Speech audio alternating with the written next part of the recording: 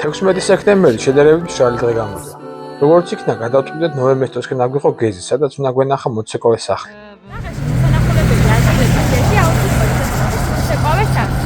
მოცეკვავეს სახლი. ეს პრაღის ერთ-ერთი ყველაზე ორიგინალური და გამორჩეული არქიტექტურული ნიმუში. სახლი ააშენეს 1992-96 წლებში. შენობას, რომლის ორი განსხვავებული ნაწილის დიზაინი ცეკვის მოძრაობას მოგვაგონებს, ფრედსა და ჯინჯერს ეძახიან. ეს მეტსახელი ცნობილი ამერიკელი მოცეკვავე წყვილის, ფრედ ასტერისა და ჯინჯერ როჯერსის ინსპირაციაა. ფრედი სიმეტრიული და სტაბილური, რომელიც ასახავს მამაკაცის ფიგურას უფრო ტრადიციული არქიტექტურული სტილით. ჯინჯერი მრგვალი და დინამიური ნაწილი, რომელიც ქალის სილუეტს და მოძრაობას იმეორებს. მოცეკვავე სახლი მულტიფუნქციურია და მოიცავს ოფისებს, საცხოვრებელ ბინებს, რესტორანს, მუზეუმსა და კულტურულ სივრცეებს. შენობის ზედა სართულზე მდებარე რესტორანი სტუმრებს მდინარე ოლტავას შესანიშნავ ხედებს სთავაზობს.